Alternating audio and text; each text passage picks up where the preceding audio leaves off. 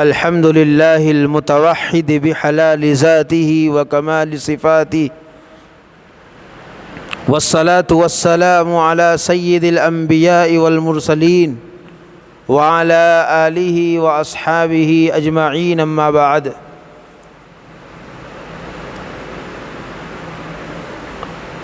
محترم حضرات اور ناظرین، حج کا وقت چل رہا ہے اور یہ 3 مہینے شوال، ذی قعدہ، ذی الحجہ، تینوں مہینے حج کے مہینے ہیں، لیکن حالات کے سازگار نہ ہونے کی وجہ سے اور اس وبا کے عام ہونے کی وجہ سے، کیونکہ ہر چیز اس وقت میں اپنی اصلیت سے اور رونق سے دور ہے، ورنہ یہ موسم جو ہے اور یہ وقت جو ہے اور یہ مہینے جو ہیں یہ حج کے مہینے ہیں۔ آپ نے دیکھا بھی ہوگا کہ ذی قعدہ کے شروع میں، ذی قعدہ کے درمیان میں، شوال کے آخر میں لوگ حج کے لیے روانہ ہو جاتے ہیں، لیکن حالات کے سازگار نہ ہونے کی وجہ سے اب کے جو حج کے موسم میں اور حج کے وقت میں رونق آتی ہے وہ اس وقت میں ہو بھی نہیں رہی ہے۔ آپ حضرات کے سامنے حج کے تعلق سے کچھ مسائل پیش کرنے ہیں، لہذا آپ حضرات ہمارے چینل کو سبسکرائب بھی کریں اور دوسروں تک پہنچانے کی کوشش کریں اور غور سے سنیں صدقہ جاریہ کی نیت سے۔ پہلا مسئلہ یہ ہے، کیا حاجی جو حج کرنے والا ہے، حج کے لیے گیا ہے، وہ قربانی اپنے گھر پر بھی کرے گا یا وہیں پر کرے گا؟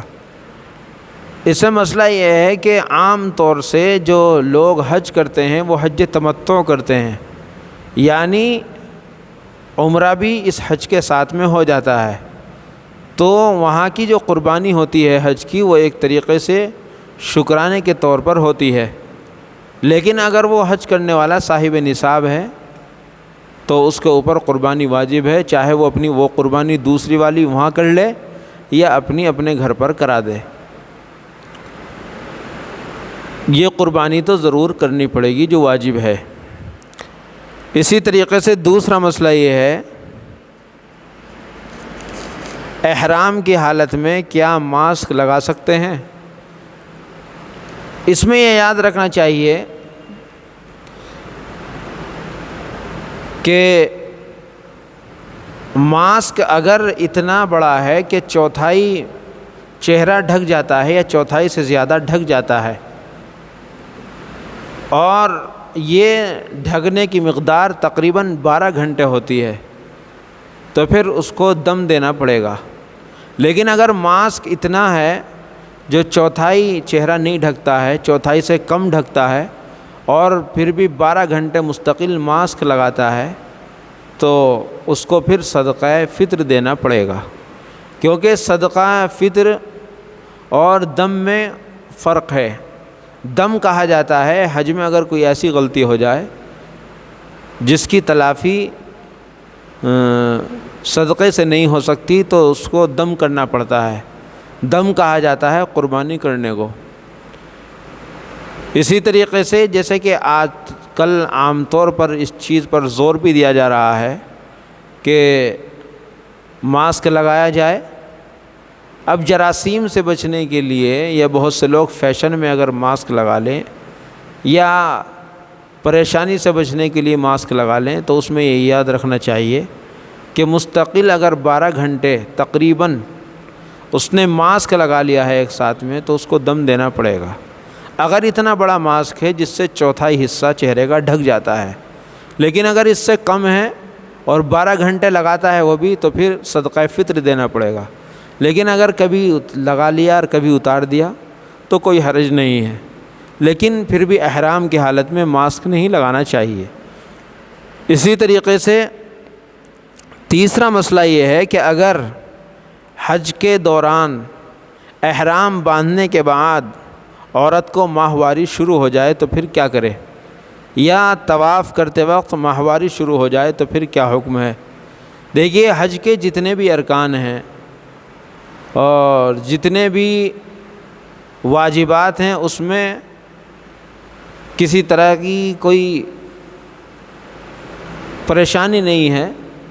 اگر عورت کو ماہواری شروع ہو جاتی ہے تو وہ طواف نہیں کرے گی، کیونکہ طواف جو ہے وہ مسجد کا کیا جاتا ہے، وہ مقدس گھر ہے، اس لیے طواف کو مؤخر کرے گی آخر تک جب تک وہ پاک ہوگی، اور جب پاک ہو جائے گی تو پھر اپنے بعد میں جو ہے طواف کر لے گی۔ اس کے علاوہ جتنے بھی واجبات ہیں اور جتنے بھی ارکان ہیں ان سب کو ادا کرے گی۔ چوتھا مسئلہ یہ ہے، کیا حالت احرام میں خوشبو سونگھ سکتے ہیں یا شیمپو یا صابن وغیرہ لگا سکتے ہیں؟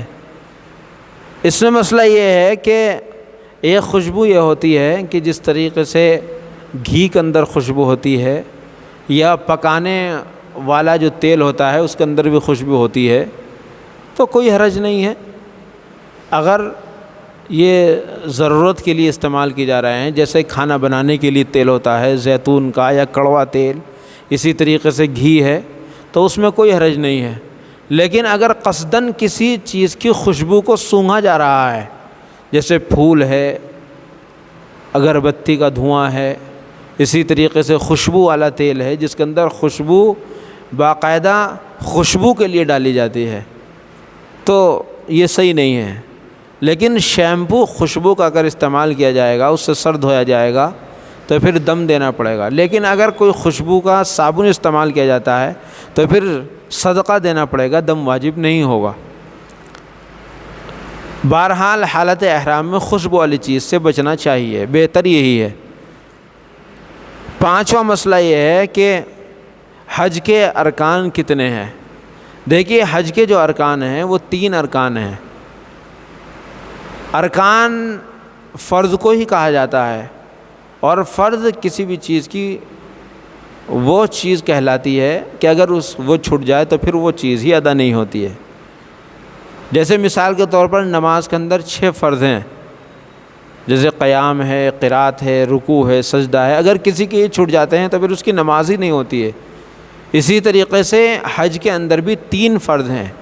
نمبر 1 احرام باندھنا، نمبر 2 طواف کرنا، اور نمبر 3 وقوف عرفہ، یعنی 9 ذی الحجہ کے زوال کے وقت سے لے کر صبح صادق کے 10ویں ذی الحجہ میں صبح صادق تک وقوف عرفہ کرنا، یعنی عرفات کے میدان میں ٹھہرنا، چاہے 1 ہی منٹ کے لیے کیوں نہ ہو۔ تو نمبر 1 احرام باندھنا، نمبر 2 عرفات کے میدان میں ٹھہرنا، اور نمبر 3 طواف زیارت کرنا۔ یہ 3 چیزیں فرض ہیں۔ اسی طریقے سے چھٹا مسئلہ یہ ہے کہ حج بدل کیسے آدمی کو کرانا چاہیے۔ اس سے مسئلہ یہ ہے، ہمارے علماء نے لکھا ہے، ہمارے اکابرین نے، کہ حج بدل ایسے شخص کو کرانے چاہیے جس نے اپنا حج کر رکھا ہو یا اس نے حج کر رکھا ہو، بہتر اور افضل یہی ہے۔ لیکن اگر کسی ایسے شخص کو حج کرایا جائے جس کے اوپر خود حج فرض ہے اور وہ حج بدل کرتا ہے، تو یہ مکروہ تحریمی ہے۔ لیکن اگر کوئی ایسا شخص نہیں ہے جس نے حج نہیں کر رکھا ہے، پھر اسے حج کرایا جاتا ہے حج بدل، تو یہ کرانے والے کے لیے مکروہ تنزیہی ہے۔ بہتر بات یہ ہے، خلاف اولا ہے کرانے والے کے لیے، بہتر اور افضل یہ ہے کہ ایسے شخص کو حج بدل کرایا جائے جس نے حج کر رکھا ہو۔ اسی طریقے سے 8واں مسئلہ یہ ہے کہ عمرے میں بھی کتنی چیزیں ضروری ہیں۔ عمرے میں بھی 3 چیزیں ضروری ہیں۔ نمبر 1 احرام باندھنا، نمبر 2 طواف زیارت، اور نمبر 3 صفا مروہ کی سعی کرنا۔ ان تمام مسائل کا سیکھ لینا حج سے پہلے، یاد کر لینا، اور ان کو کسی عالم سے